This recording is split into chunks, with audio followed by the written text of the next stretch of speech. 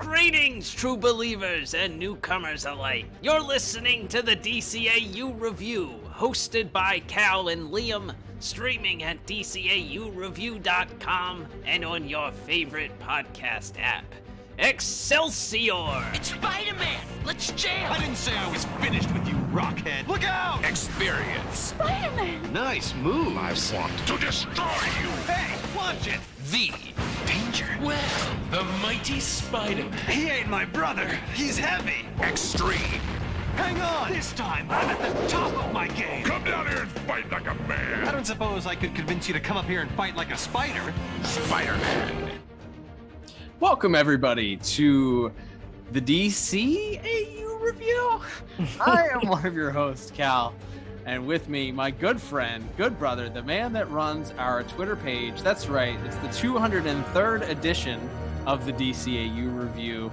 I don't even know. Are we the DCAU Review anymore, Liam? What is going on? Yeah, this is a wouldn't it be funny if we did that, like, hypothetical conversation gone awry. It's April Fool's weekend, and we're reviewing a Marvel cartoon. We did a poll. We started with some just non-DC animation options. It was whittled down to a Marvel selection. I really wanted to review X-Men Evolution or Iron Man. The Channing 90s Tatum dog movie before that. I mean, that was number one. Yeah, Star Wars and Channing Tatum dog movie were defeated by Marvel, and then subsequently Spider-Man won out over the 90s Iron Man, as well as X-Men Evolution and something else I can't even remember. So here we are. We're reviewing Spider-Man the animated series, the first episode of that series, 1 week only, a special treat for our listeners. And yeah, let's just dive right in. Yes, indeed, Liam, that's right. We are, of course, going to review the very first episode of Spider-Man the Animated Series for this very special edition of April Fool's DCAU Review. That's right. We are reviewing Night of the Lizard, which originally aired on Fox Kids back on November the 19th, 1994. And if you're checking your calendars and you're like, wait a minute, that was before the actual season premiere on Fox Kids, you are correct, because as we'll get into here, the showrunner Avi Arad, famously also at the same time owned Toy Biz, which was responsible for manufacturing a lot of action figures. Probably, if you're listening to this program, you may have had a couple. But Avi wanted to make sure that this episode got out before Christmas, so that kids would be clamoring for action figures in time for the big holiday season. But Liam, I believe you have, of course, just because it's April Fool's doesn't mean we're not following what we normally do here on the show. I assume you have the official IMDb synopsis brought to you by the Pod Tower. That's right. Check out the Pod Tower on YouTube for our entire back catalog, as well as content from our other friends that do some DCAU and actually other types of things, maybe including Marvel. I don't know. Content. That's right. So this is the synopsis for Night of the Lizard, which was written by Jerry Conway, John Semper being kind of the head producer of the show. Obviously, like you said, Avi Arad as an executive producer had a lot to say as well. But and then a third writer credited for this episode, a name we actually will recognize here, Stan Berkowitz. Oh, there you go. And this episode was directed by Bob Richardson, with music originally composed by, and I'm going to butcher these names and I already apologize, but Shuki Levy, orchestrated by Udi Harpaz. And of course, the theme music, which we will certainly get to, was written and performed by Aerosmith's own Joe Perry. Mm-hmm. And animation services are allegedly provided by TMS. So another, although it is noted, if you do a little sleuthing about the show and the production of it, that sometimes, and we actually talked about this when we had Kevin Altieri, friend of the show, on an episode of our more traditional DCAU review episodes. And he mentioned that sometimes when it has that a certain company's name on the animation services, that work was being farmed out to smaller studios that are kind of doing uncredited work, usually subsidiaries of the main one. So it was animation by TMS along with Seoul movie, Seoul meaning the city or state in South Korea, not SOUL. Gotcha. But anyway, after all of that, a lot of words, a lot of names, we are getting to our official IMDb synopsis. And here it is. It reads as such. A giant lizard has been spotted in the subways, and Jonah Jameson is willing to pay $1,000 to the photographer who gets the creature on film. Peter Parker turns to his college professor, Dr. Kurt Connors, for answers, but not the answers he suspects. Excelsior! I may have added a few words here and there into that, but that's right. Face front, true believers. Standing ovation for me over here. At least we're having fun. Oh goodness. All right.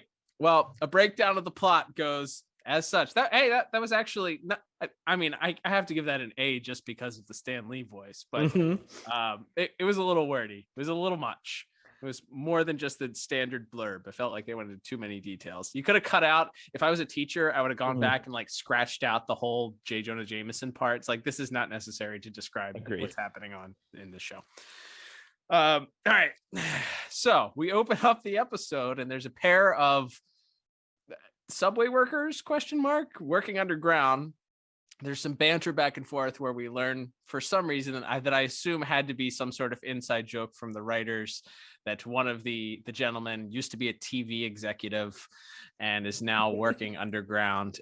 And wouldn't you know it, just as they're about to encounter what appears to be one of the subways, they also happen to encounter a set of glowing red eyes. That's right, these haunting glowing red eyes.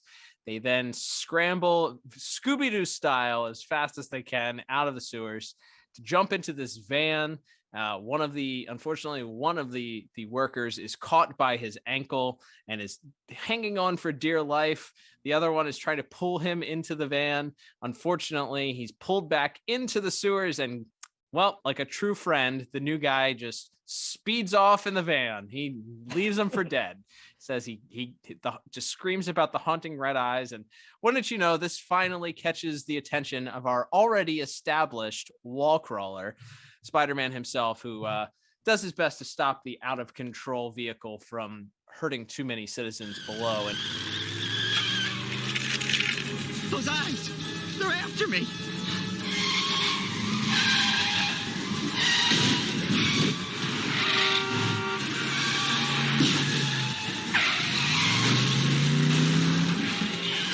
What's this? Another satisfied graduate of the New York City Cab Driving Academy? Hit the brake! Turn!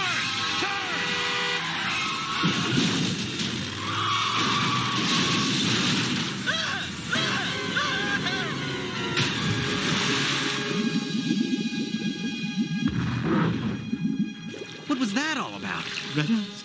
The red eyes after me. Uh-huh. And did they belong to little pink elephants? No, mister, it was real. It was real, I swear. Yeah, all right, fine. Just don't let the cops blame this one on me, okay? The red eyes. The red eyes. Sure, pal. Whatever you say. New York City. Never a dull moment. he's kind of suspect, despite the fact that he himself is a man with the powers of a spider.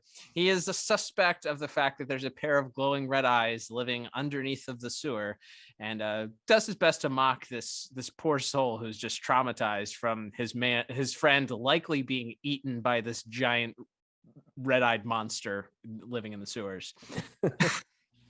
So this begins to start sort of the rumors as to just what this creature is that's living under there. And that's kind of is where we get our first introduction here to the larger cast outside of Spider-Man. By the way, if you're not sure of what's happening at any point during this show, don't worry. There is constant narration from Peter. He will not only tell you what he's thinking, he will tell you what's going on the screen. He will tell you who every character is. It's great. You don't have to pay attention. This is the perfect show if you just want to put something on and you want to like scroll on your phone, like all you have to do is just occasionally tune back in, and Peter will give you every piece of information at that point. Mm-hmm. Yeah, pretty constant, which I guess, to be fair, if we're is very much, if this feels to me, and we can, like, this is more of an overview thought, but this feels very much, if you read early Steve Ditko, Stan Lee Spider-Man comics, this is what they were.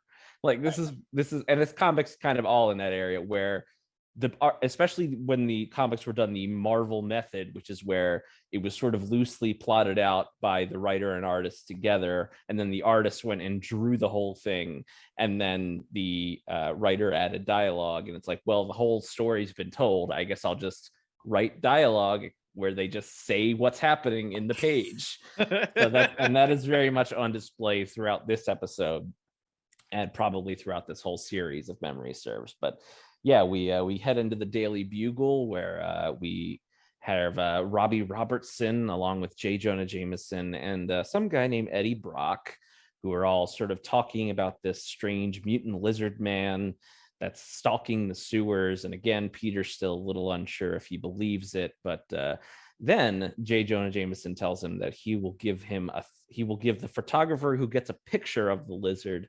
$1,000 American, and that is enough to get Peter's interest. Peter, I have a new job for you. You've always gotten good shots of Spider-Man, right? Let's see what you can do with the lizard. The who? The lizard, Parker. If you'd ever get here on time, maybe you'd know what was going on. There have been reports of a giant lizard down in the subways. In this town, who'd notice? I'd notice. If this weren't serious, Parker, I wouldn't have gotten the assignment. I don't know about that, Brock. You're just the reporter I'd send on a wild goose chase. It's not a wild goose chase, smart mouth. Look, subway repairman, missing. His friend says the lizard got him. Boss, I got those names of the scientists who work with reptiles. Good. Then you can interview him for background. Right. Closest one's at Empire State. Name's Connors. Dr. Kurt Connors? You know him, Peter? He's one of my teachers, Mr. Robertson. He's an expert in recombinant DNA and reptile mutagenics. He's also a genius. Yeah, whatever. You'll be the contact with Connors from now on, kid. But, boss... The kid already knows him. And besides, do you have any idea what muta-what's-its are? Mr. Jameson, I still think this whole lizard thing is just a big hoax. Parker, the first one to get a photo of the lizard for my nightly news gets a $1,000 bonus. Color or black and white? And that kind of sets us off as Peter goes looking for the lizard and heads to ESU to find see if his old friend and mentor Professor Connors can help him. That's right. He heads to the sewers. He finds a giant footprint and takes a picture of it. No lizard around, but finds a footprint, decides to take that to Dr. Connors, and runs into a supporting character who I had no idea existed or have ever heard of. We talked about it before we went on the air, Liam. This is, you pride yourself on being not a Spider-Man expert, but you're pretty knowledgeable about this stuff, especially characters in and around the Spider-Man mythos. And this one even had you stumped. Yeah, not one I was familiar with. Deborah Whitman. Oh, I should mention, just because it comes back a little bit later, there's also a scene of Peter Parker being home and noticing that Aunt May is worried about not being able to make rent, which, again, another classic Spider-Man thing of this guy just being dirt poor and like seconds from being thrown out on the street at any point. So they do add that in, that Aunt May is a little concerned about the money, and that kind of gives Peter a little extra motivation to try to get this photo as we go. But yes, we have Deborah and Peter sort of exchanging some quips as they go in, and as they're sort of approaching Dr. Connor's office, it's sort of storming outside, and the power seems to be going in and out, and Eddie Brock is also there in like one shot. He just cuts one time to Eddie Brock, like looking from a hallway, and then I feel like we don't see him again. Why didn't okay, this is if you know anything about Spider-Man, Venom does not alert Spider-Man spider sense to things, because the symbiote costume, he once wore the symbiote costume, so the symbiote is invulnerable, so he always has this problem of interacting with Eddie Brock or knowing when Venom is around. However, This is pre-Venom Eddie Brock. How did Spider-Man's spider sense not go off when Eddie Brock is like stalking in a hallway right there? Yeah, his spider sense does go off in that scene, but I think it's because the lizard is there. So yeah, right. There's a loud crash coming Yes. from Dr. Connor's lab. He's going to ask him about this because Dr. Connors, of course, has some expertise when it comes to the reptilians, of course. So they break into Dr. Connors, or not break into. They hear this loud crash. They enter it. It's completely dark, as we've already mentioned. There's a power outage in the midst of the storm. We hear Dr. Connor's voice telling Deborah to stay away. Unfortunately, she doesn't listen. She opens the door. Dr. Connors is there, and he has what looks to be a body wrapped up. I'm sorry, the lizard is there. It appears to be. He has a body wrapped up in it in a some sort of carpet or something. So he jumps out the window. Something's wrong. You're darn right. You were suffocating me. Nice time for a brownout, eh? No kidding. The storm must be causing it.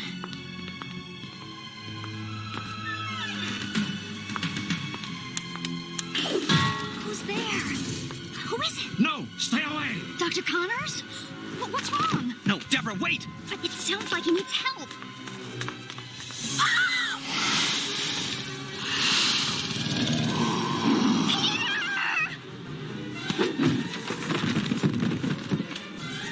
Deborah!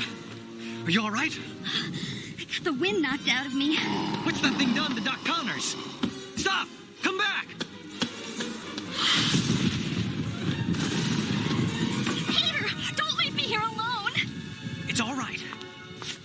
Everything's okay now. Peter is seconds away from exposing his secret identity, and then he remembers that that's probably not a good idea as Deborah calls to him and begs him not to leave her there alone. So as the lizard jumps out and escapes, Spider-Man is sort of left stroking his chin, wondering, as the dialogue would let us know, just why someone would want to kidnap Dr. Kurt Connors, let alone some strange lizard man. So this actually gives us a flashback as we see that Peter and Dr. Kurt were working on a project together. And this, of course, is the classic lizard origin story here. Dr. Connors is missing his right arm. So his research is, he's working on this research to hopefully take the reptilian ability to regrow limbs and apply it to humans so that they can, regrow limbs in the case of, he mentions, in case of accidents or in post-war or something like that people humans would be able to regrow their limbs. And of course, we were introduced to his very interestingly named device, the Neogenic Recombinator. What if there was a man and he turned into a lizard? What would we call this man? I got it. We call him the Lizard. Go draw it, Steve. Right. Oh man! But so the Neogenic Recombinator works, and what did you know? The mouse actually grows. It's this mouse that they're experimenting on grows its missing limb back. So this gives Dr. Connors some great hope. But then we flash back to the present day, and Peter is still stroking his chin, wondering just why and what connection this would have to Dr. Connors. So he decides he's going to pay Dr. Connors a visit, even though Dr. Connors, they assume, was rolled up in that carpet. He decides to go to Dr. Connor's house. He's gonna interrogate his wife and go like, "Hey, why?" In the middle of the night, mind you. Right. Hello, ma'am. I just saw your husband get kidnapped by a big lizard. What do you know? Yep. So he does just that. Wouldn't you know? And lurking outside very creepily is the lizard man himself. And sort of staring in, looking at his wife and child. And at this point, we were unsure how much or if anything that his wife and child know. So as Spider-Man is there asking questions of Dr. Connor's wife and his child, he happens to hear the lizard outside, and actually the lizard's wife, or Dr. Connor's wife, notices that the lizard is out there and screams in horror. This leads to our first confrontation between Spider-Man and Lizard, as we have a small miniature battle that ends with Spider-Man being thrown into a treehouse I don't know if we mentioned it, and like there's not a lot of violence in this show because of standards and practices, and depending on who you ask, they said that the standards and practices were even more strict with this show versus what we're used to in Batman the Animated Series at the time. I'm wondering if it was more of just a skill thing of being able to hide the violence. Like I feel like Batman the Animated Series did a pretty good job of hiding most of their violence. You see a fist come at somebody and the screen goes red or white without actually seeing a punch connect. This I feel like was a little bit harder for them to figure out how to mask some of that violence. But a brief scuffle occurs, and this allows the lizard to escape. However, in the middle of the fight, Liam, we learn that Dr. Connor's wife knows that the lizard is indeed Dr. Connors, and this is where Spider-Man is left a little bit bewildered. So the lizard is trying to attack Eddie Brock, who I guess followed the lizard to the Connors home, and Spider-Man stops him. And as you said, in the scuffle, it's sort of revealed that the lizard is in fact Dr. Connors.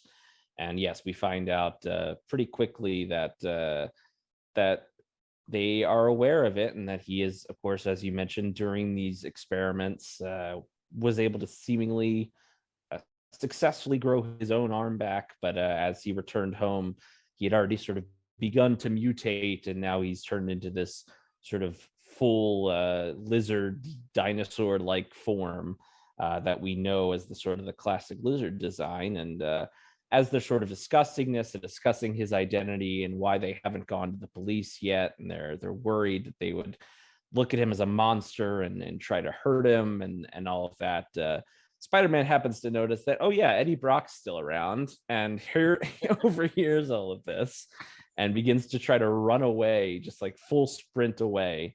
And so Spider-Man doesn't rough up Eddie at all, but he does web him to a lamppost to keep him from going to the cops.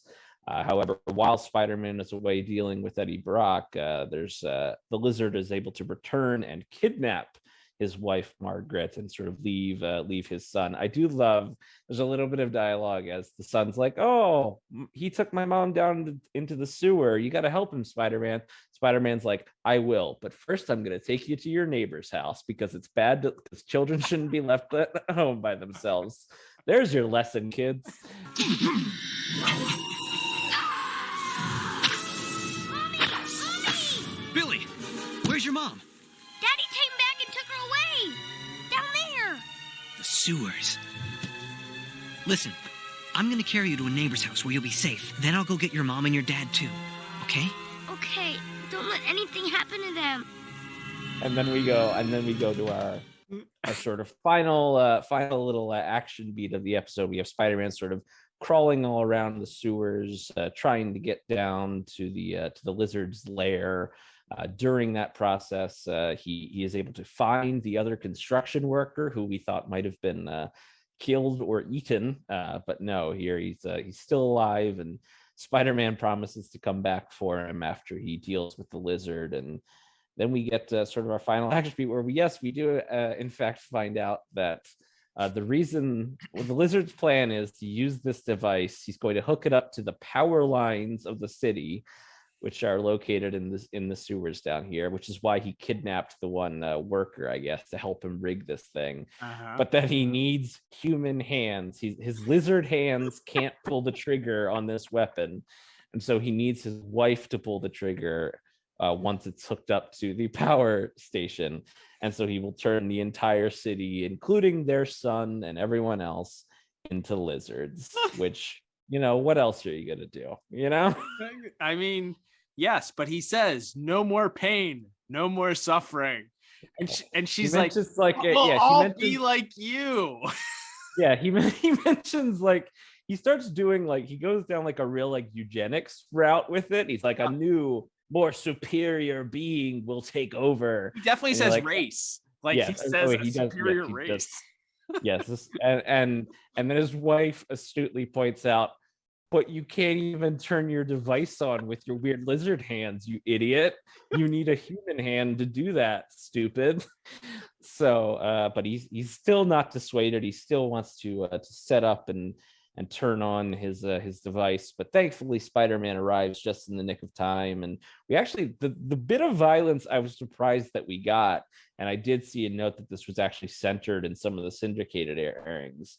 But when Spider-Man sort of arrives, and the lizard notices him, he turns around and the tail whips around and hits his wife and knocks her out. And I was like, wow, I'm kind of surprised even that was allowed. But from there, we kind of get our final beat. There's sort of Spider-Man and the lizard wrestling over this device that the lizard turning people into device. And they crash into the water, and they're fighting under the water, and finally Spider-Man's able to, I guess, reverse the polarity of the device and use it to turn the lizard back into Kurt Connors. And that's kind of where we start to wrap up here, although once again we get some dialogue that Spider-Man didn't forget about the other guy. He saved the construction worker before and then yes, we get one final scene where Eddie Brock is demanding that J. Jonah Jameson and the police come with him to Dr. Connors' house because Connors is the lizard. He has to be. I saw it with my own eyes. And J. Jonah Jameson's like, I don't know about this because I know Kurt Connors and he's a pretty respectable man. So you better have some great proof. So Eddie knocks on the door, and wouldn't you know it, the regular Kurt Connors is there with his wife and son. And Eddie Brock is made to look the fool by Spider-Man. I tell you, JJ, the lizard is Kurt Connors. I would have had you out here earlier, but Spider-Man webbed me. Dr. Connors is a respected scientist, Brock. And Peter Parker already brought me photos of the lizard early this morning. But I'll show you the lizard himself. You better be right about this. Boss, if I'm wrong, I'll eat today's issue of the Bugle. J. Jonah Jameson, what brings you here this morning? You want it cooked or raw? We get one final little bit of monologuing from Spider-Man about it's never a dull moment in New York, and also he got the $1,000 for the lizard picture, so he and Aunt May don't have to be out on the street. So it's a happy ending for everyone. Roll credits. Yeah, that's great. I think I'm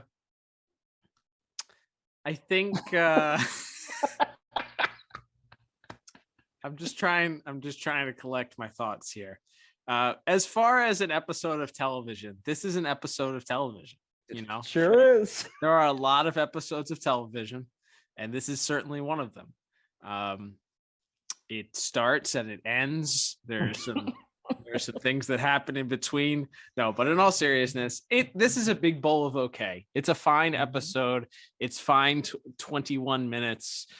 The thing that we've talked about always when we've alluded to or done any universe comparisons between this and our standard shows is that there is no comparison. These shows are very, very different, and that's okay. Like, these can exist on their own. These are to me, these are in the same ballpark as watching an episode of the Super Friends or watching an episode of, I don't know, I can't think of anything else. Even the Iron, like the other Marvel shows, like it's not the same. It's not the same tone. It's not the same setting. It's not the same artwork. It's not the same music. It's not the same style. It's not the same directors. So it doesn't have the same budget either. So we're not shellacking the people that made this. I'm sure this was still made with everyone trying to do their best, but yeah, it's not comparable, and so you're trying to kind of grade on a curve a little bit, I think. Yeah, and well, I don't know if it was made. I don't know. Well, maybe the people directly involved, the writers, you can't fault them. But the person that helmed it in Avi Arad was simultaneously the runner of Marvel, and he owned Marvel basically at this point, and also Toy Biz. So he very much looked at this, from all reports and everything that's been written about this show, as a vehicle to sell action figures, which is why there are bright colors and funny accessories, and a lot of the stories are involve very marketable plastic items that you can put on a toy shelf and have a child buy and want for Christmas. So that it was a different strategy. That's taking the modern day Star Wars strategy, sort of, or some of what some have accused Star Wars of, and and applying it to a cartoon. So that puts your writers sort of in I know that a lot of the writers talked about kind of being boxed in and not being told not to tell, do long form storytelling or to steer away from some of the more complicated elements that they tried to adapt from the comics. So I think that the writers had best intentions. I just don't think it sounds like a lot of times they may have been handcuffed by people above them. Oh, yeah, and I think that again, both to compare this to Batman the Animated Series, which was airing at the same time on the same network.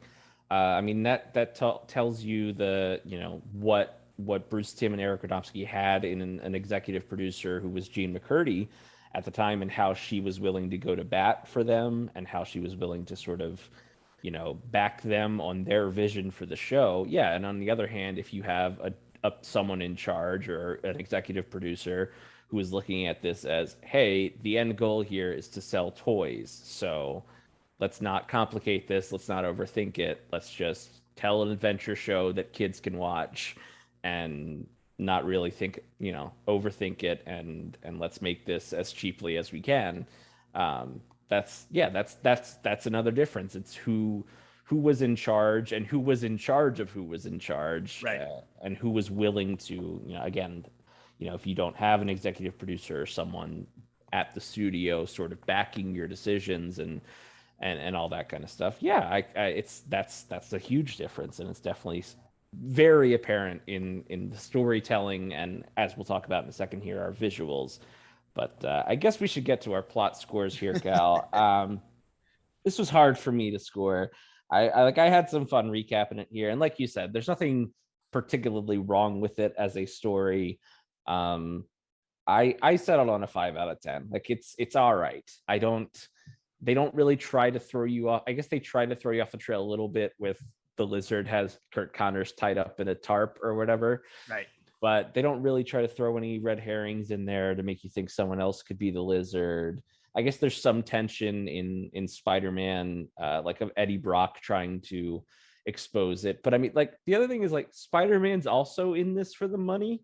Right. Like, he's also trying to get the picture, but I guess he's trying to get the picture of the lizard without ruining Kurt Connors' life. Which it's weird. I don't know. Is it fair that Dr. Connors, they didn't really blame him going crazy? Like, I guess they sort of did. Like, he lost his mind as a result of it, but he doesn't go to prison. Like, shouldn't there have been some sort of, I don't know, something that he caused some destruction in some ways, right? He wrecked that one college room, I guess, put that one guy through hell and held him hostage for a couple days. There's no ramifications for his lizardness. Yeah, that's always the thing. I guess Man-Bat gets off pretty scot-free on the Batman side, if you're That's fair comparison. But yeah, there is that thing where he willingly did this to himself. It wasn't an accident, from what we can tell. He willingly experimented on himself and turned himself into this thing. Yeah, I don't know. It's like I said, I think I appreciate the idea of, and that was also, I think, an additional justification for the lack of fisticuffs. Is Spider-Man going, well, I can't hit him because he's my friend or my mentor, and I don't want to hurt him. I just got to try to figure out a way to cure him. So there's probably, again, it all comes down to the standards and practices and selling toys at the end of the day. So yeah, I settled on a 5 out of 10 for my plot. Yeah, I gave it actually the same exact score. I'm grading on a curve here. Again, it's hard when we're looking at, and we do this with several of the shows that we do, even in the DCAU. So it's based on what we see, and the plot here is based on the fact they adapted a pretty faithful adaptation of the lizard origin story from the comics. And Peter sort of doesn't really have time to, I think, really wrestle with the ramifications of having to take down his own teacher. Like, the episode moves so quickly. It's just, he finds out that the lizard is Dr. Connors, and then he's kind of, next scene is chasing down Dr. Connors to figure out, how to get this picture of him and figure out how he can stop him. Like there's not really a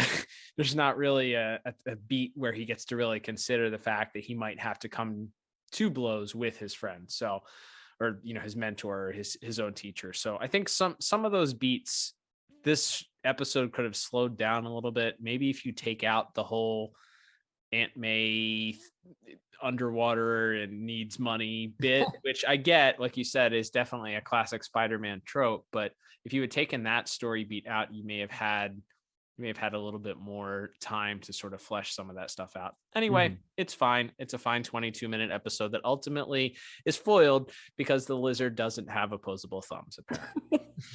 A tale as old as time, as we like to say here. Yep. It's that neogenic recombinator. All right, moving on to our next category, Liam, which is going to be visuals and animation. And one of the things that you actually pointed out before we went on the air is that because this is the pilot, it benefits from the fact that they didn't have any animation to reuse. Although I feel like there were a few spots in the episode where they actually just clipped and took one of the previous scenes and just played it backwards or forwards. So there were a couple spots where I felt like they reused animation even within the episode. But that I feel like famously is what this series, alongside maybe one of the other bigger things that I'll throw to you to talk about, which is the inclusion of CGI, baby. Yeah, that's fascinating to me. And the thing about the CGI backgrounds is it's not all the time or even just when he's swinging, because I think if it was either of those things, I still wouldn't like it. It would still look bad, but I would probably be able to get used to it. But like there's in the sequence at the beginning of the episode when he is swinging through the city, it's pretty much all just normal, like hand drawn and painted backgrounds. And then we get to the sequence where the guy who is driving away from the lizard is freaking out and driving and endangering people in traffic. And then it's like shot to shot, the backgrounds are changing. Sometimes it's a regular static painted background and the car's moving. Sometimes it's a CGI building background and those are kind of moving instead. Sometimes it looks like a drawn and animated background. It's like, it's one thing to do it like scene to scene or to do it for like a certain aesthetic, like I said, for the web swinging or something, but it's within 5 seconds, it's like the shot cuts, and in the next shot, the background is changed. It's really distracting. And it was just, I thought that was really, really annoying and really took me out of it for a little bit of the episode. I do have some good things to say about the action sequences we got. I think the scene in the rain, I think it always helps with a show like this when you set something at night or in the dark, because you use more shadow and the palette, the color palette is darker, and maybe that hides some of the weaker animation and things like that. So I thought that sequence in the rain where Spider-Man sort of swings out and lands on the wall and is sort of calling out to the lizard and then is, as you mentioned, tossed and thrown through a treehouse, I think is pretty it's very wacky. Like, you just don't think of Spider-Man fighting in like a backyard too often. I liked when the lizard picks up a tricycle to hurl it at him too. Yes. That was really good. Yes, I love that. So there's that's kind of a fun, wacky setting. I like him, like I said, suspending Eddie Brock by his shoulders on the web thing. And then that final sequence where he's in the sewers and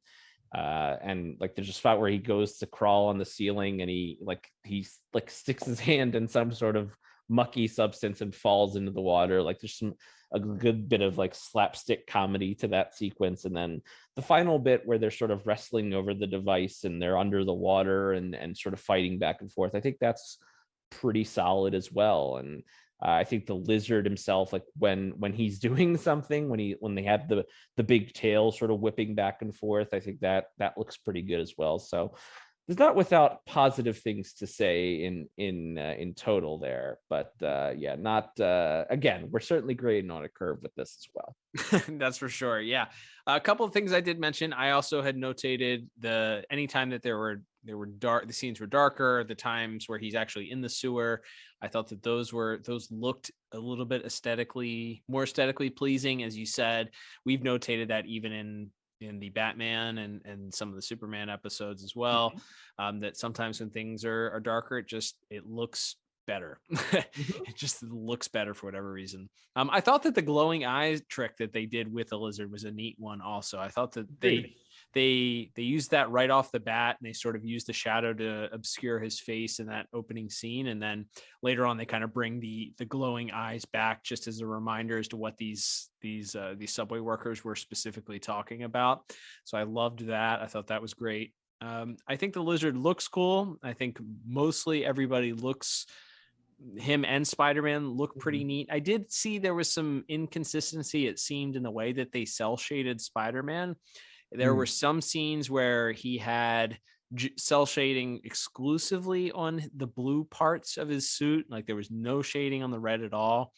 And I think maybe some of that was because the black webbing is already on there. So they kind of shied away from that. But I think that there were a few scenes, especially in the sewers, where they decided to cell shade a little bit over on the red, and that I felt looked 10 times better than some of the scenes where that didn't occur. But yeah, I think for the most part, those are the most interesting visuals. Of course, the character designs for these are pretty. I was shocked. They're actually pretty timeless. I feel like I don't know, Peter's weird sort of green blue polo shirt tucked into his slacks. Yeah, it's a little 90s, I'm not gonna lie, but 90s fashion is in vogue these days. So who knows, maybe go outside and see somebody rocking that white collared green and blue striped polo tucked in a shirt, and it won't be all that alien to you. What did you think about his rain gear with his little hat? I did like the hat. It at least he's keeping his head dry. I guess, I don't know, it's fine. Why wasn't Eddie Brock wearing a little hat? That was my question. Eddie doesn't care about his hair. All right. J. Jonah Jameson, probably the best character, the most memorable looking character for this show on model, certainly set the precedent for J. Jonah Jameson's going forward. So we'll talk about him and voice acting in just a little bit as well. But overall, again, grading on a curve, I didn't hate the episode. I thought that there was plenty to look at, and knowing that there wasn't going to be any fisticuffs, I watched somebody's documentary last night talking about this, a YouTube documentary talking about Spider-Man the Animated Series, and they mentioned that in the entire 65 episode run, there were 3 punches thrown. Three times. So going into this episode knowing that this likely was not going to be one of those 65 episodes when all is said and done, since it was a pilot episode that you're trying to sell to the network, knowing that there wasn't going to be any punches thrown, it was fine. I think it certainly could have used a little bit less CGI, and I think it's fine though. It didn't suffer as we said, the notorious reused animation tropes that seem to plague things later on. But I will say my highest critique, which I feel like sets this episode apart, and we talked about it recently when we were watching one of the Batman the Animated Series episodes, was the way that this series is cut.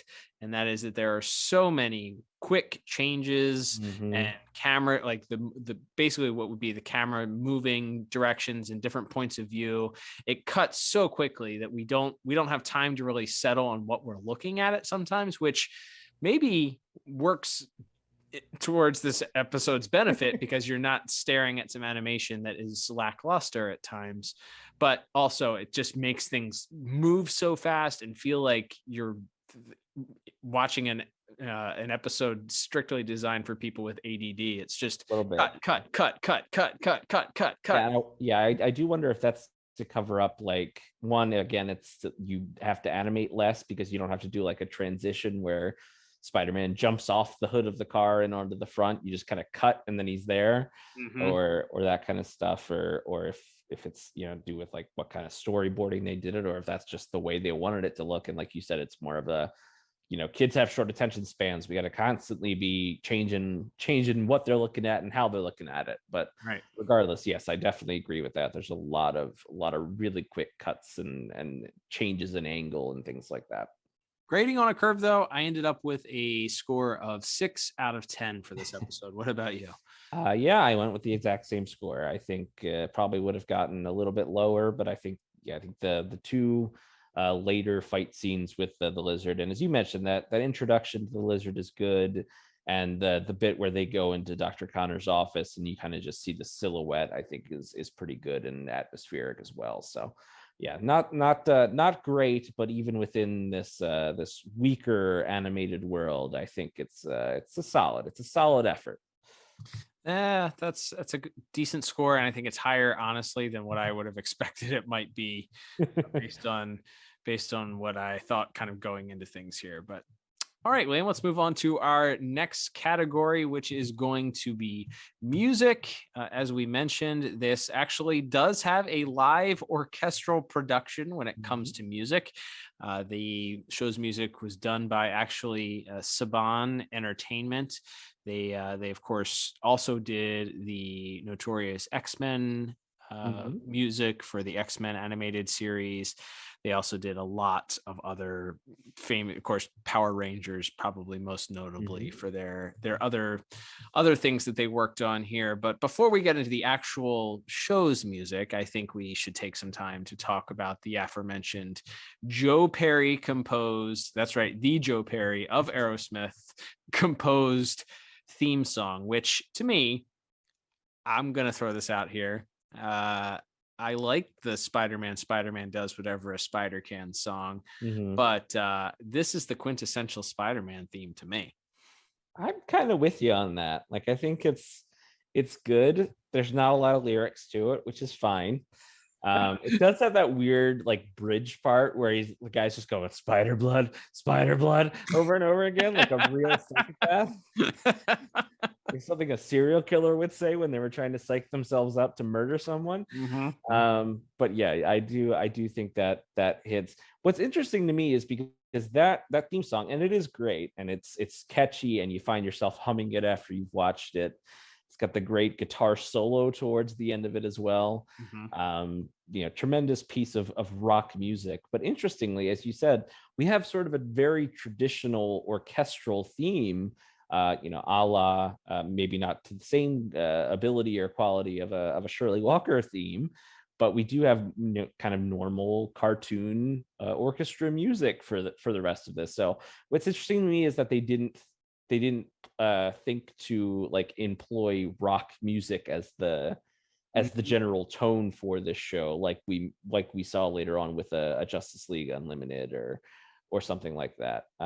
So that's that. I feel like maybe that would have been a point in this show's favor, but maybe that would have made it a little more dated to watch if it was just constantly screeching guitars and everything was super over the top with the music there. But that's something that's kind of stuck out to me, is that the theme is so hard rock and it's just guitar and synthesizers and all these effects and everything, and then you get to the regular music and it's fine. And I do like, in a la several of our regular DC shows that we review, they do pretty regularly work the Spider-Man theme into the episode, into his more heroic moments, or even just the start when he's first just kind of swinging through the city, chatting about how he loves New York. New York City. If only everything down there was really as peaceful as it looks from up here.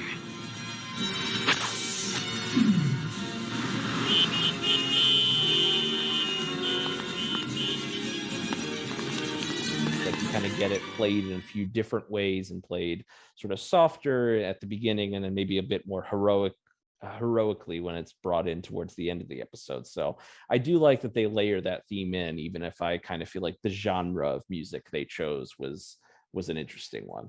Yeah. And I think it actually lends to, I know I in doing some research on this show, John Semper Jr. that we mentioned at the beginning, who was the who's pretty much responsible for producing and writing and editing a lot of this show. Also, maybe famously won he won an Emmy for his work on Static Shock later on. So definitely some DCAU connection there as well. And also currently or has also written some stuff I know for DC Comics as well, part of a Cyborg series as well. So he's around in the DC universe as well. But I know his specific take on this was to approach every episode as if it was very movie like. So you do get some of that classic, what you would think of for the time, movie composer soundtrack in the background, just some orchestral soundtrack that you would hear wouldn't be alien in a Disney movie or in a live action kids movie for the time. With that said, and I don't know, I went back and forth on this because it's not the music is fine, it's just constant. That you get no air from the music, and we've talked about that before when in comparison for what they did in Batman the Animated Series was there wasn't this constant need for music to be playing in the background. There were scenes that you only heard the sound effects that were happening on screen, and the footsteps of Batman in the Batcave with the bats flying in the background or calling in the background, and the echo in the cave. There wasn't constant music every single scene, which allowed some of those scenes and the dialogue to take center stage. This feels like at times it's just a mumble jumble of different things because you have Spider-Man's constant jabbering over top of what's going on the screen. You have the music behind him like playing in these high-pitched tones, it feels like, and then you have action on the screen that you're trying to watch and take that all in at the same time. And it's just the music just loses out in those cases because it feels like it's added, it's just there to be annoying. I agree with you. I think the inclusion of having the Spider-Man theme recurring, especially in the action points or the points as he's swinging through the city, or even as we're wrapping up the episode, there was some, he's swinging away and doing his monologue over top of it. I love having that come back over and over again to kind of remind you of his theme and kind of hopefully in those scenes in the future that are the higher intensity, that you're reminded of, okay, the adventure's kicking off here. We've got Spider-Man's theme kicking in here. And I didn't hate the little wrap up music at the end, that when he presents the money to Aunt May and he's trying to come up with an excuse for how he was able to get the pictures of Spider-Man. By the way, kids, yeah, it's not good to stay at home by yourself, but it's okay to lie to your parental figure about where you got money from. Everything's fine with that. Don't worry about that. Yeah, we were really married to secret identities. Even Marvel was in the 90s in a way that I feel like comics is just, for better or worse, has just sort of evolved past. At least to the point where the idea of like I don't know how old Peter Parker's supposed to be here, like 30, or he could be like, I don't know, he could be 18 or he could be 30. It's hard to tell. But grown-ass man going to college, who knows? Yeah, I guess it's a graduate school, so maybe he's in his late 20s. But anyway, but yeah, it's hard to the idea of like a grown person longer. I feel like that era of comic book storytelling has kind of gone away, for better or worse. But it is kind of funny to have that moment be like, yeah, I followed Spider-Man into the sewer and took this picture. So yeah, I think maybe it still works as kind of a joke as like for comedy purposes. But yeah, it's kind of a funny note to go out on here, and the music does play a part of that. So yeah. So with that said, I don't like the way that the music is used, but I think that the music is fine. The theme song absolutely is a banger. It slaps, as the kids used to say. So I went with that. Actually gave me most of my score based on the fact that I really don't care for the general background orchestral music. So with that said, I went with a middle of the road 5 out of 10. What about you? Nice. Yeah, I went just 1 point higher. I went 6 out of 10. I think I probably would have settled on the 5, but yeah, that theme song, man, it's just great. It is great piece of music, and you can tell that a lot of effort was put into it, and it really does get you hyped. I would watch more episodes of this show just to hear that theme song. So, Agreed. I tune out on my phone while the show's actually going on, but then when the theme song comes back on, I'll pay attention then. So right, even the like the part at the end, the credits where they don't actually play the sound effects over top of it, so it's a little bit more clear. Love watching the credits. All right, Liam. Well, that will bring us to our final category of the day, which is going to be our voice acting. At least one or two familiar voices that we may recognize here in our voice cast here, but a fairly large one based on this being our very first episode. Let's talk about this week's voice cast. that's right. I'll rapid fire through a few of these names that don't have a lot to do in the episode, but we have Linda Gary as Aunt May. We have Rodney Salisbury as Robbie Robertson. We have Liz Georges as Deborah Whitman. We do have Toby Ganger as Billy, who is, of course, is Kurt Connor's son. Playing his wife Margaret is Giselle Lauren, who folks listening to this show might remember as Stargirl on Justice League Unlimited. We have I don't believe we've covered an episode with Stargirl in it yet, but we'll get there someday. But yeah, I thought she did it. She does have, as you mentioned, the best part of the episode, maybe, which is when the lizard is droning on about the next phase of evolution and the superior race of lizard men. And she goes, you need human hands to operate your device that's going to turn us into lizard people. I love you too. I need you, and I need your help with this. I need your hands to operate it for me. I can't grasp. The other human got weak, scared. What are you going to do with that? Don't be afraid, Margaret. It'll transform you. You'll be able to heal any wound, replace any limb. First you, then everyone. Once I connect the neogenic recombinator to these electrical conduits, I can reach every home in the city. Every man, woman, and child. I can transform all of them. No more suffering.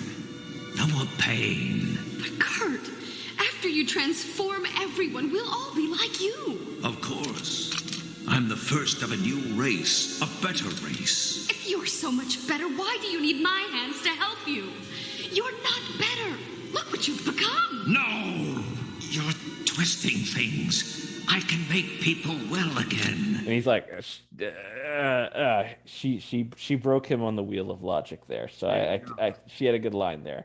But yeah, speaking of the lizard, we do have Joseph Campanella playing him. I believe we talked about him previously in Paging the Crime Doctor. I knew I recognized that voice. Titular crime doctor in that episode. But yeah, I think a lot of the episode he's the lizard, so he doesn't really get a lot to do as Kurt Connors. But I think that sequence, I don't know if it was meant to be sort of darkly humorous, but I think when he's arguing with his wife about how he wants to turn everyone into lizards, I thought that's pretty entertaining one way or the other. Yeah, it was weird because he gives out this full sentence in the very first intro where he's like, "Get away from me. You don't, he's trying to scare Peter away from the lab." Mm-hmm. But then in the very next scene where he's like outside of his home window, it's almost like he's a monster, not quite understanding. He's like, Billy, like he's like delivering the lines as if he's struggling to speak, and then for the rest of the episode he speaks just very clearly. So yeah, he's perfectly fine. I think it's a weird voice. It's weird that they decided not to do like a modulator of some kind. It's just like a man's voice coming out of this green reptile dinosaur looking man. So it's not his performance. It's just if I were going back in time and making a choice with this, I probably would have given him a scarier sounding voice. But of course, this is the series that changed Sinister to Insidious because Sinister was too spooky. So maybe they just didn't want to scare the kiddos. There you go. But yeah, elsewhere in our cast, before we get to our main actor, we do course have to mention we have the great and unfortunately just recently passed Ed Asner, Granny Goodness herself, playing playing the role of J. Jonah Jameson. Fantastic as a J. Jonah Jameson. Like, Absolutely. It really embodies just that. There's just like, there has to be this certain edge to a J. Jonah Jameson, I think, for it to work. And he's not, obviously, I think, in more modernly, people would think of course, the great job that J.K. Simmons does in the live action stuff. But as far as a cartoon 90s J. Jonah Jameson, pitch perfect performance from Ed Asner. Oh, absolutely. I think the very end where Eddie Brock swears that if Kurt Connors isn't the Lizard, he's going to eat the Daily Bugle, and then we get J. Jonah Jameson ask him if he likes it fried or well done or whatever he says. It's just the delivery of the line is perfectly done. So yeah, he's got much more heavy lifting to do with the rest of the series ahead of him, because he plays a pretty big role throughout, of course, as one of Spider-Man's main foils. So yeah, he's great. Not surprising, a guy that we've appreciated for many years, and appreciated all of his work that he did in the DCAU. Turned in a pretty great performance here in the Marvel animated universe as well. Absolutely. And speaking of Eddie Brock, we do have another familiar voice name, Hank Azaria, who would best be known as playing like 400 different Simpsons characters.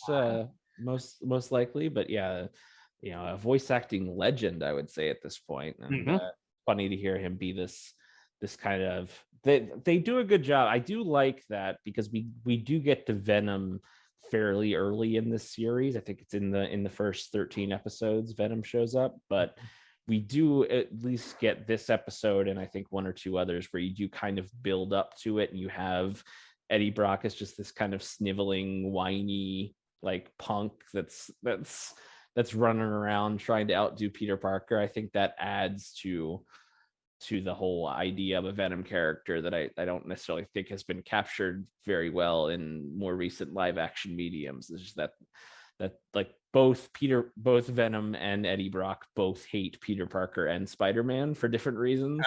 And when they come together, it makes like the ultimate bad guy for Spider-Man. So the idea that they're kind of work rivals, and then Spider-Man's kind of screwing with Eddie Brock and tying him to light posts and stuff here, and it's kind of played for comedy here, but then you can kind of use it for the more serious turn the character takes later on. So I like Hank Azaria as just this like annoying kind of New York accent, sniveling sneaky guy.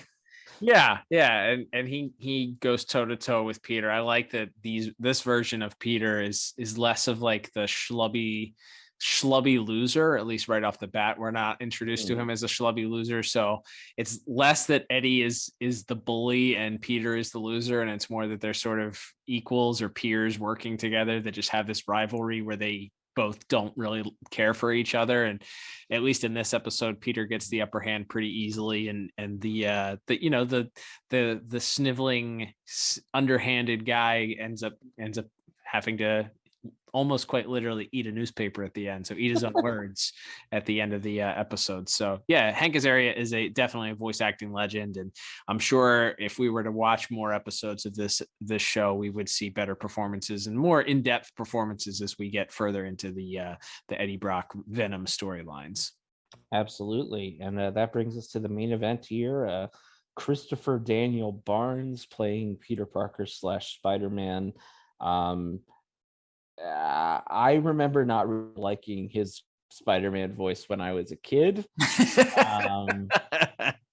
Listening to it now again, I can understand, especially because now I look at it as, wow, he had a lot of lines. Like, this poor guy was just in that VO booth for hours because he has to narrate literally everything that's happening on the screen. There's constant, as we've talked about, there's constant dialogue and constant music, and he's of course the main voice, because not only does he have his spoken lines, but he has this sort of constant inner monologue where he's talking about either what he's doing or what he's thinking about Aunt May, or about getting the picture for the money, or about, oh, how do I stop Doc Connors because he's my friend, I don't want to hurt him. And it's like, he's got a lot to do, and I appreciate him in that way. In that I could see that he was really doing some heavy lifting here, and I do think there is a certain charm to it if you're looking at it as a kid's cartoon, from the 90s. Like, I think there's a charm to it that I did not appreciate when I was a kid. So I think he's fine. He does fine for what this show is, what we've been talking about for the last 45 minutes or so. I think he is a perfectly good and suitable Spider-Man for this world. Agreed.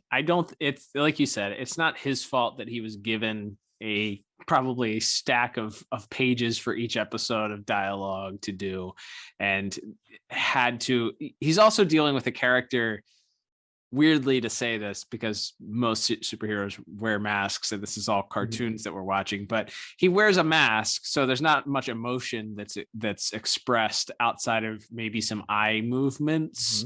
It's not quite like the Tom Holland eye movements or the Batman eye movements that we're used to, where they allow them to express emotion. It's just slightly enlarged or slightly shocked or slightly curious or whatever. So he does have to communicate emotion on top of all of the dialogue that he's given. So yeah, I don't think he would win an award for, great acting any place, but for a generation, undoubtedly, this is the Spider-Man voice. This is the Spider-Man that they grew up on.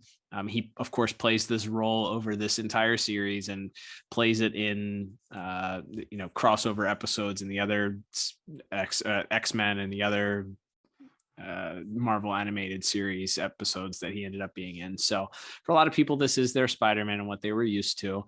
I think there's some pretty interesting examples of his overacting outside of this episode. If you just Google some of the intense dialogue that he had to deliver in certain scenes and his way of doing so, specifically like the symbiote Spider-Man episode, you can check that out. This episode is pretty mild when it compares to his overacting.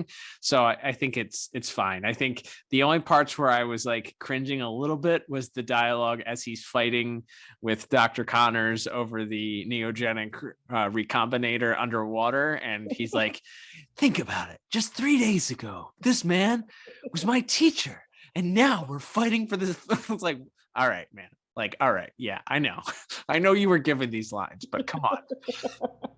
You're fighting a lizard man underwater. Yeah, life's crazy.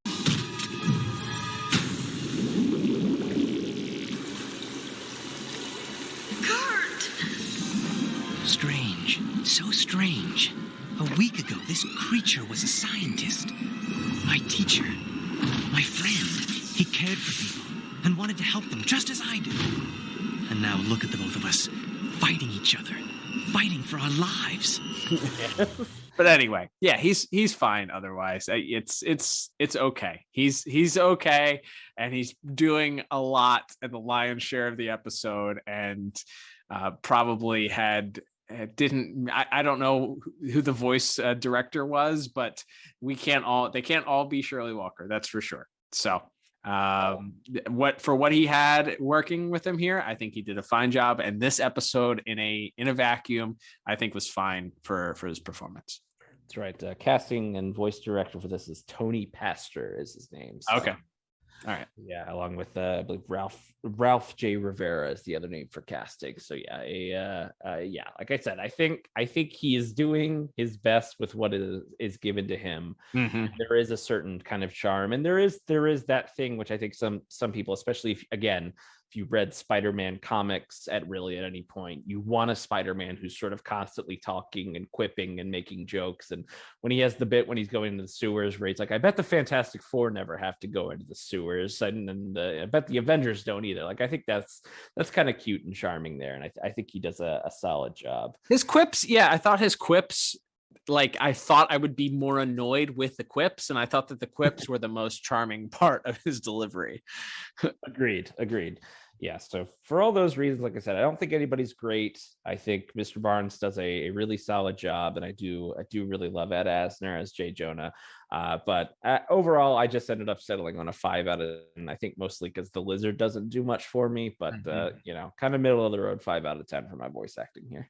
And I went with just a tick higher. I graded on a curve, went for 6 out of 10. Ed Asner and Hank Azaria carrying the episode for the most part there with the great performances. Maybe some of their pedigree also added to that score there. But yeah, 6 and 5, not terrible, all things considered here. All right, Liam. Well, that was you know what that sound means, Liam? I actually don't, because we've never heard it before.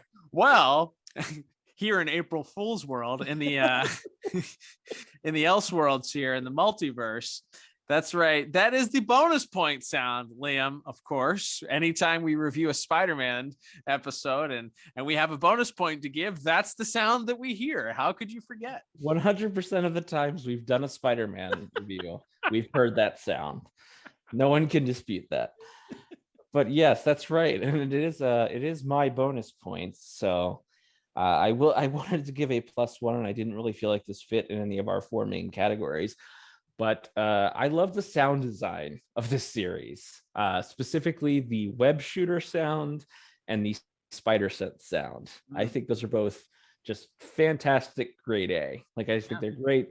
They were ingrained in my brain permanently. There will be like coworkers and family members whose names I will forget before I forget the sound of the web shooters and the spider sense on the Spider-Man animated series from the 90s. So just +1 to that. A+ sound design on this show. I love that. Yeah. And it's interesting because that's literally the first thing that you hear is the web shooter sound, because that's the sound that kicks off the theme song, is the sound of the web shooter. And then I didn't mention it actually in visuals, but that is another cool thing, because it's not only the sound, you get the sort of flashes that happen behind Spider-Man. We get these random, like, discolored images behind him, and his eyes turn green. And then of course we get him over the top. My spider sense is going crazy.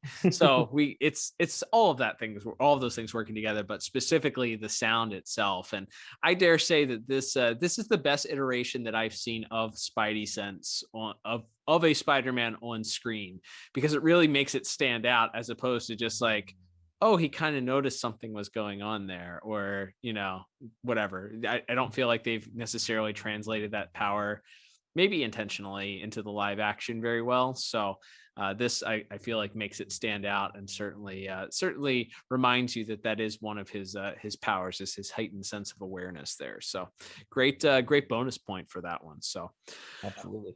All right, let's total things up here, Liam. And coming to our final scores here, I ended up with a 22 out of 40 for this week's episode. What about you?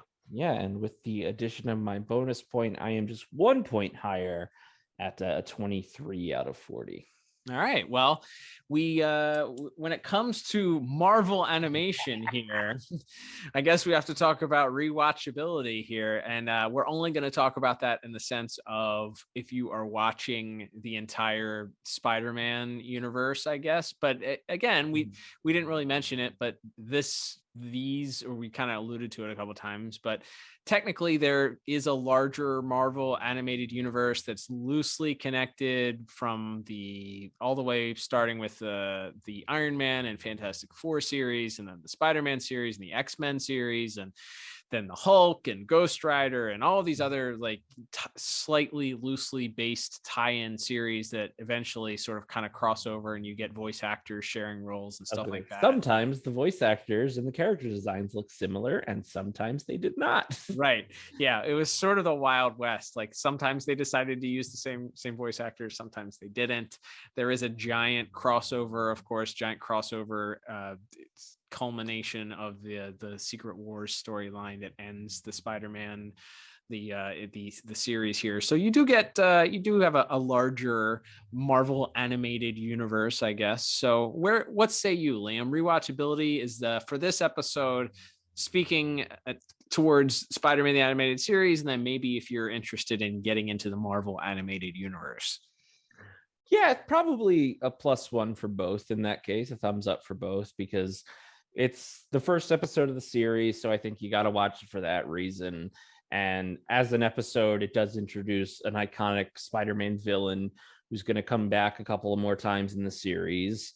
And yeah, I think this is the jumping off point for this. And as you said, it crosses over with a lot of the other shows, and the Lizard is involved in that Secret Wars big crossover event that happens at near the end of the series, as if memory serves. So yeah, I think this one is a 2 thumbs up for the Marvel Animated Universe rewatchability. If one were to rewatch something like that, which will not be, at least not anytime soon.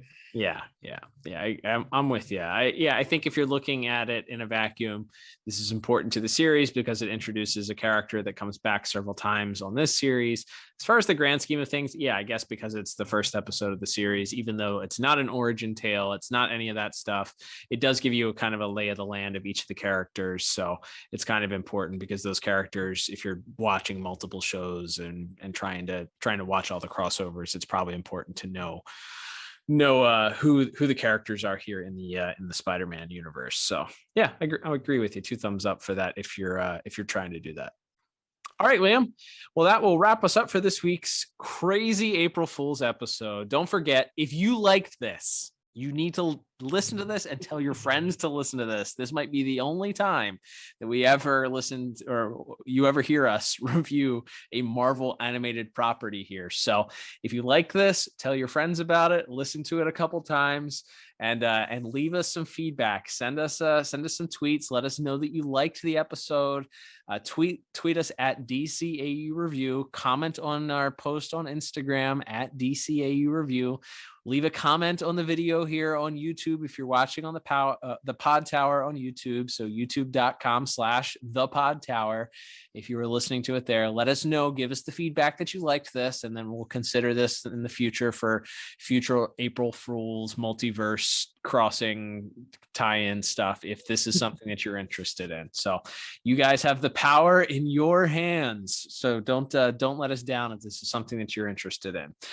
You can also, of course, if you don't mind, leave us some feedback on your favorite podcast app that you're hopefully subscribed to us on, whether that's Apple Podcasts, Google, Spotify, wherever you listen to us. If they let you give some feedback, leave us a 5-star review, if you will, and then leave a little blurb if it allows you to. That helps the algorithms and lets people know what's going on here at the DCAU Review. We appreciate that. You can also support us if you'd like to. Head over to DCAUreview.com, click on the store, pick up some merch if you would like to support us directly. There's also a link at the bottom of the episode if you want to support us that way. You can also just, as we already mentioned, support us on our social medias. We're on the Pod Tower. Those are free ways to support us. We appreciate that. Liam, now that we've gotten this crazy, wacky April Fool's weekend out of the way, we are returning safe and sound back home to the DCAU, headed back home here in April, where we are going to be discussing a show. It's been a while, and honestly, I think they were some of our most listened to episodes from last year. So I know we have a lot of people that like these episodes when we do them, but we're going to take a trip a little bit further down the line from where we've been in the DCAU timeline. We're headed to review some more Justice League Unlimited episodes. We will be kicking it off next week with a review of a very memorable one. What are we? Some kind of Task Force X? That's right. It's another week of me getting to do that joke, the one joke, over and over again on all our social medias. We will be reviewing the aptly titled Task Force X. It's the DCAU's version of the Suicide Squad. So lots to get into with that as we head back to Justice League Unlimited for the rest of April. Looking forward to that. We'll be back safe and sound. Won't be as scary here in crazy Marvel animation land. But thank you, everybody, for tuning in this week. As we said, it's been a fun episode. Thanks for joining us. And, man, can't wait to get back home. And until next week, I'm Cal. And I'm Liam. And we'll talk to you on the next episode of the DCAU Review. Excelsior!